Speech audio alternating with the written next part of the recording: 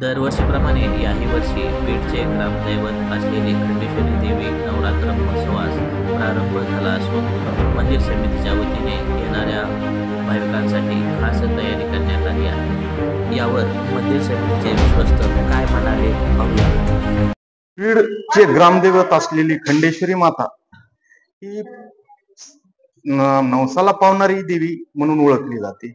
या ठिकाणी सर्व धर्मियाचे लोक भाविक भक्त या ठिकाणी तिचे नवस फेडण्यासाठी येतात। 101 51 नारळाचं तोरण, चांदीचे पाळणे, सोन्याच्या नथी देवीला अर्पण करतात। आणि या देवीची अशी आख्यायिका सांगितली जाते की काळबावीर नावाचा या ठिकाणी धनगर राहत होता। त्याचे मेंढ्या कोंडाचं ही जागा होती। या ठिकाणाहून तो रेणुका मातेचा निस्सीम भक्त होता। तो दर पौर्णिमेला घोड्यावर बसून माहूरच्या रेणुका मातेच्या दर्शनाला जातो। असं करता करता बऱ्याच वर्षानंतर तो थकल्याच्या नंतर त्याला घोड्यावर बसता येत नव्हतं। असं शेवटच्या वेळेस दर्शनाला ते माहूरगडाला गेले। त्या ठिकाणी देवीला प्रार्थना केली की मी यापुढे दर्शनाला येऊ शकत नाही, तुझी सेवा इतकी केली ती मान्य करून घे।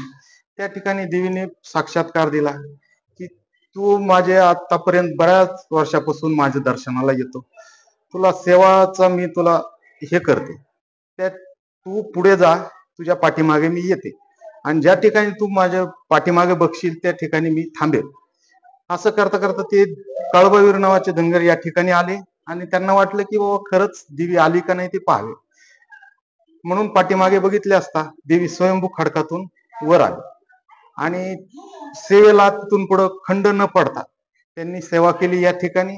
आणि त्या देवीचं नाव खंडेश्वरी असं पडलेलं आहे आणि आजही त्यांचे वंशज या देवीची मनोभावे पूजा अर्चा करत आहेत।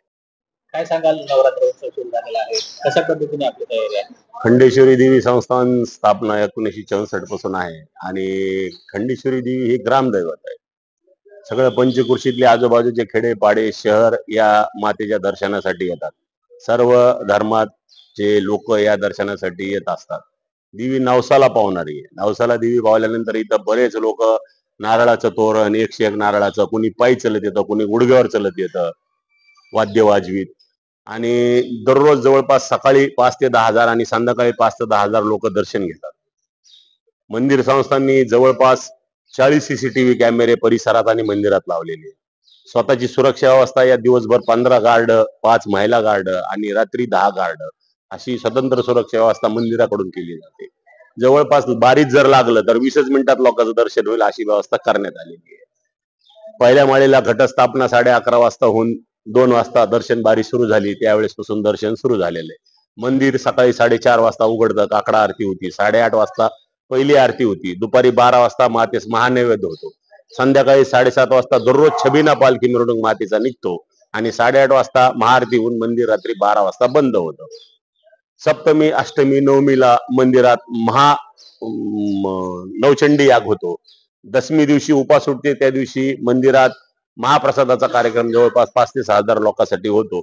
आणि विशेष कार्यक्रम म्हणजे नवरात्रात दसऱ्या दिवशी सायंकाळी 7:30 वाजता रावण दहनाचा कार्यक्रम होतो। त्याआधी अतिशबाजी सुंदर अशी नयनरम्य आम्ही मंदिरावर आणि रावणाच्या ठिकाणी करतो आणि सीमोल्लंघन 7:30 वाजता रावण दहनानंतर संपलं। त्यावेळेस कमीत कमी 1.5 ते 2 लाख लोक इथं उपस्थित असतात। ज्या पद्धतीने रावणाचं दहन होतं आणि त्यानंतर लोक इथून सीमोल्लंघन संपून आपापल्या घरी जातात। रावण दहन म्हणजे हा रावणाचं दहन नसून हे दुष्ट प्रवृत्तीचा नाश, दुष्ट प्रवृत्तीचा विनाश आणि चांगले गुण घेण्यासाठी हा आहे।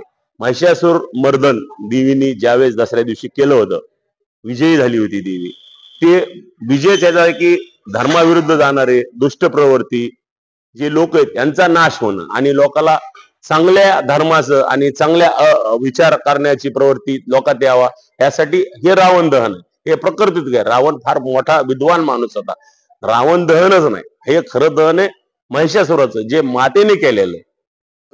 श्री खंडेश्वरी देवी संस्थानच्या वतीने इथं येणाऱ्या भाविकांची अवघ्या 20 मिनिटात दर्शन होईल अशी व्यवस्था करण्यात आलेली आहे।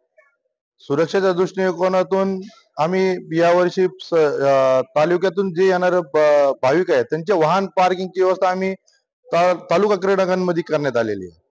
आणि इथं दररोज पोलीस प्रशासन, पेडबीड, त्यानंतर नगरपालिका, होमगार्ड यांच्या सर्वोच्च वतीने सर्व भाविक भक्तांचं सुरक्षेची व्यवस्था केली जाते. रावण दहनाची प्रथा ही पूर्वीपासून चालत आलेली आहे आणि रावण दहनाच्या दिवशी यावेळेस एक विशेष आतिषबाजी करण्यात येणार आहे. नयनरम्य आतिषबाजी संस्थांच्या वतीने करण्यात येणार आहे. तरी मी सर्व भाविकांना विनंती करतो की आपण याचा आनंद घ्यावा.